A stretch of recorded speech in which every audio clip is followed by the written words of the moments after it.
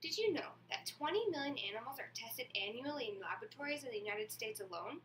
The animals that are tested range from fish to a common house cat, and they are used for research, experiments, or educational purposes. But the question is, are they tested humanely?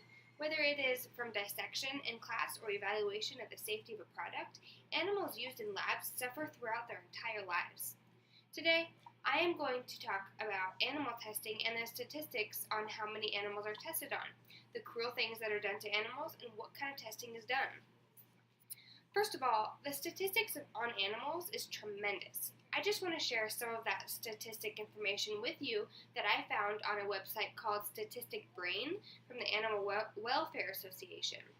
The total amount of cats and dogs put to death each year is 13,400,000, and the total amount of animals killed in research each year is 19,500,000. There are a lot of animals that are tested on, such as dogs, primates, pigs, rabbits, cats, hamsters, and sheep, and tons more. All these animals have been living in such awful conditions and in cages their whole lives. The most recent number of animals being tested on in the U.S. is 115 million a year. Government statistics show that the use of non-rodent animals have been declining over the past 2 decades. Since 1985, the use of animals has decreased almost in half. For example, dogs decreased from 200,000 in 1979 to 60,000 in 2015. And just an interesting fact of numbers, we use fewer animals in research than the number of ducks eaten per year in this country. We consume over 1,800 times the number of pigs than the number used in research. We eat over 340 chickens for each animal used in a research facility, and almost 9,000 chickens for every animal used in research, covered by the Animal Welfare Act. For each animal used in research, it is estimated that 14 more are killed on our roads. As you can see, millions of animals go through a great deal of pain and are treated inhumanely. Which brings me to my second point. What kind of tests are being done on animals?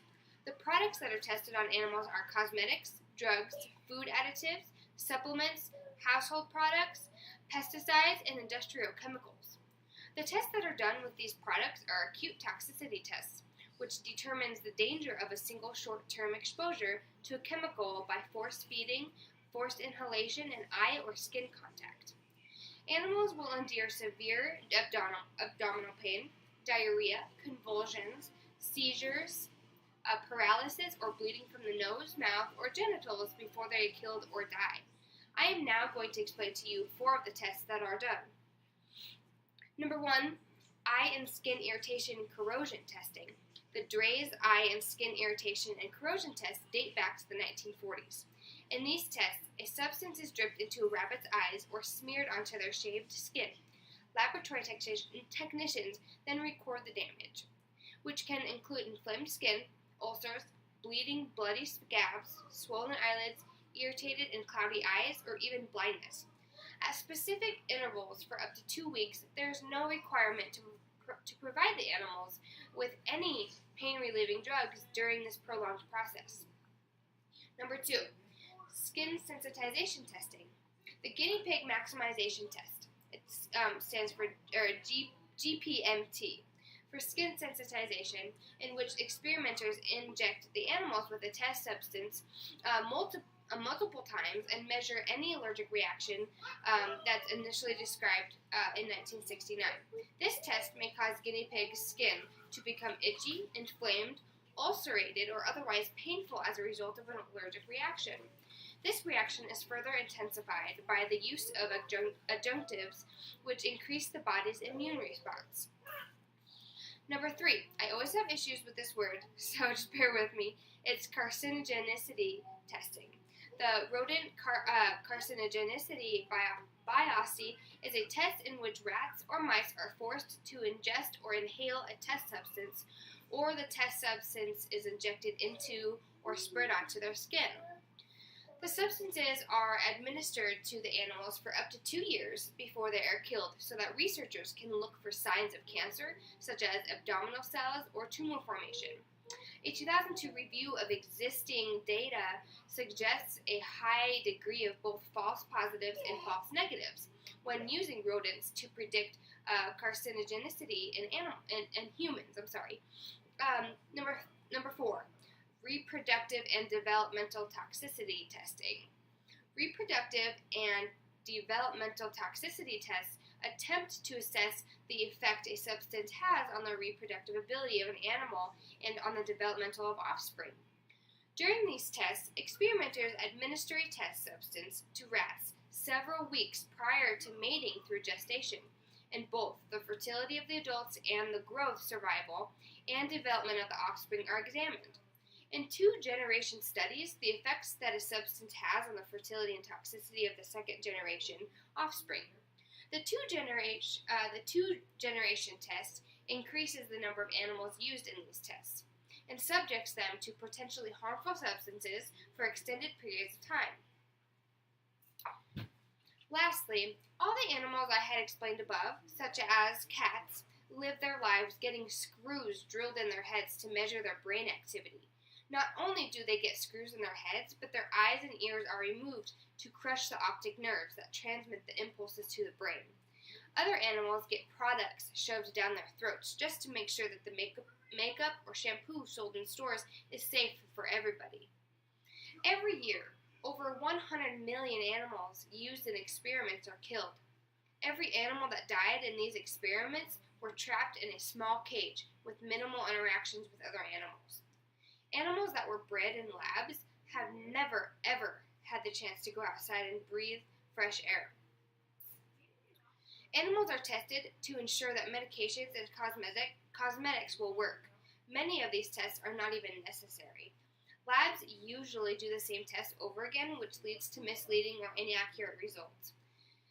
These unnecessary repeated tests consist of putting corrosive chemicals on rabbits' skin and mice being forced to inhale toxic fumes.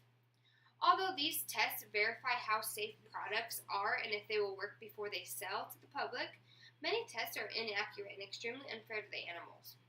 Rodents used in medical schools usually are shocked, but the other animals, such as turtles, they have their skulls smashed with hammers and holes drilled into their shells, because without the shell guarding the turtle, students can see the effects of the test on the turtle's organs. 98% of U.S. medical schools, including Harvard, Yale, and Stanford, do not allow animal testing. However, the medical schools that do allow animals to be tested are mostly doing necessary experiments, such as drug testing, poisoning, burning, and electric shocking. When PETA, which is People for the Ethical Treatment of Animals, went inside an animal testing lab, they found dogs eating fertilizers and other pesticides by force. These cruel, unnecessary experiments made many dogs suffer and die from poisoning.